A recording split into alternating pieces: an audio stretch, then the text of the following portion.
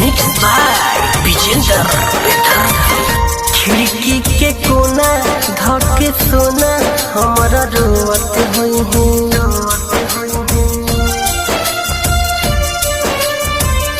खिड़की के कोना धके सोना हमारा रोवत हुई है। जन्म जन्म के साथ बा छूटल लागो मोरे करम बा फूटल।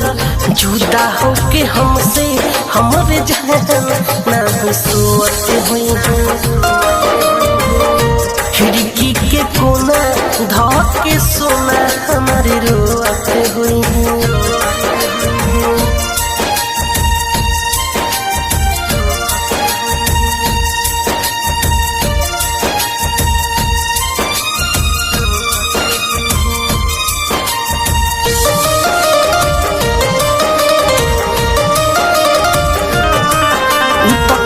खियाली हो साथ ना निभाइली हो। स्वर्ग रहे हमर जिंदगी त नरक बनैली हो। क्रिया खियाली हो साथ ना निभाइली हो। स्वर्ग रहे हमर जिंदगी त नरक बनैली हो।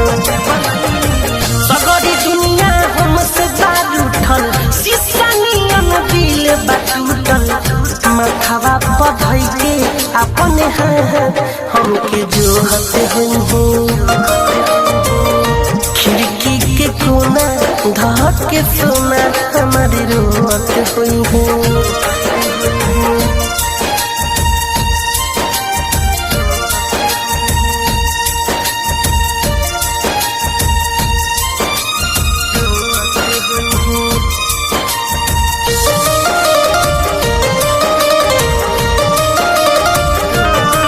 लोग पागल बनावे हो सौरभ कह नहीं पावे हो।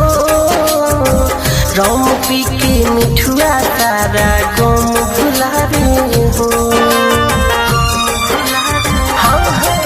लोग पागल बनावे हो सौरभ कह नहीं पावे हो। रम पी के मिठुआ तारा गम भुलावे हो। बतिया हम सबके बताई प्यार के हुसे करी हो न भाई। विजेंदर बेदर्दी विकेश देखी नहीं बोलत हुई हूँ। खिड़की के कोना धके सोना। अगर आप भी चाहते हैं SK म्यूजिक की ऑडियो वीडियो सबसे पहले आप तक पहुंचे तो मेरे चैनल को सब्सक्राइब करें और बेल आइकन दबाना ना भूलें।